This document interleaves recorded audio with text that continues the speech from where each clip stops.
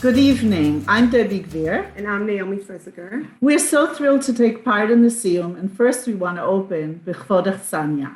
Thank you, Hadran, and especially Rabbanit Michelle, for enabling us, Chadashim Libkarim, each day afresh, to learn with you on the live 710 Zoom. Learning Daf Yomi with you has enriched our lives and has deepened our learning and our spirituality. And who knew when we embarked on the journey that our 710 Chavrutot would become real Chavrutot, sharing insights on the Daf and life experiences together. Debbie and I have known each other professionally as occupational therapists for a long time.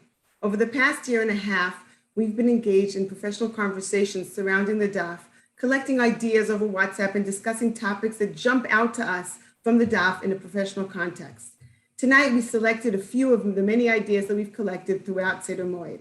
In the field of occupational therapy, we focus on helping individuals participate in activities and occupations which are meaningful and important to them, achieving personal goals.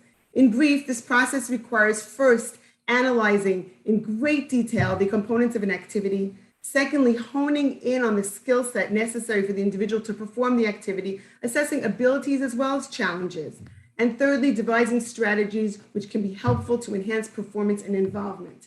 At the beginning of Masechet Chagiga, Chazal focused on the participation of individuals in the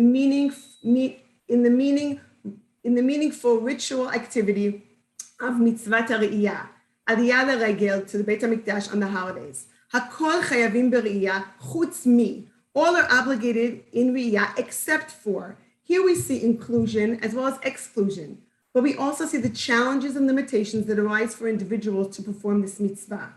Chazal note the motor challenges of young children and ask, Ezehu katan? How do we define a katan, a little child who is not yet obligated to go to Har HaBayit with his father? The rabbinic discourse, first in the Mishnah and achar kach afterwards in the Gemara, focuses on motor development.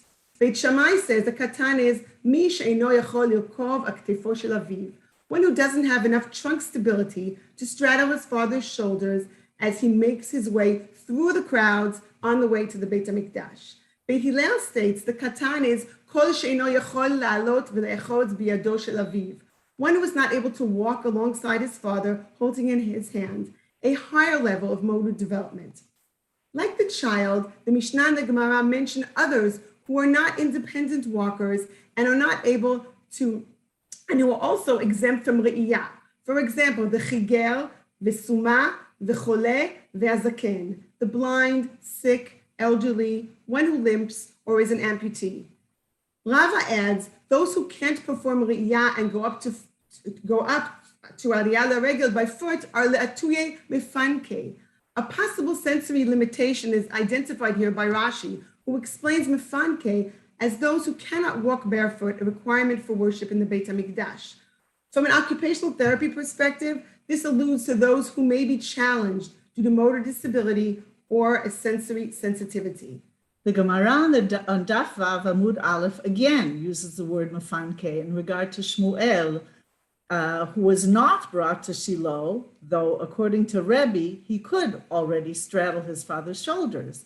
It appears that Hanatu recognizes a sensory or developmental motor challenge that would undermine meaningful participation for Shmuel and probably for his dad Elkanah as well in Mitzvat Riyah.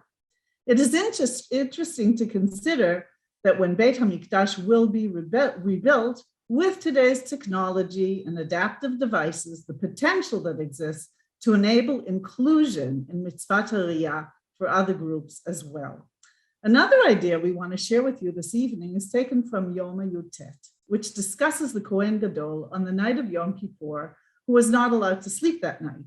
We're now going to point out some strategies used by the Perchei Kuna who kept him awake and alert. It says, Matanitim, Bikesh lihitanamnim, Perchei Kuna makin lefanav, be'etzba, tzreda, etc.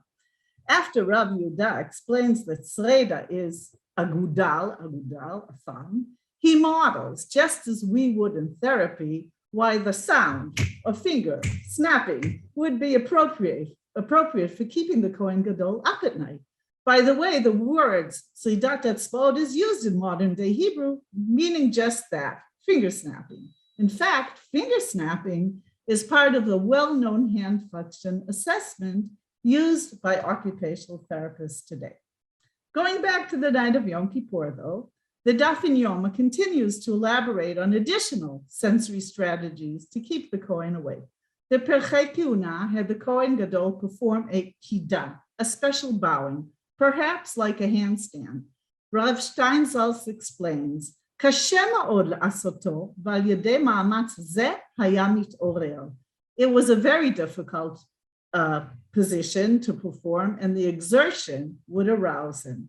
It seems to us that the mode or planning aspect required to perform the kidah, combined with the sensory input and the physical exertion, served as an arousal strategy. Remember, no coffee that night.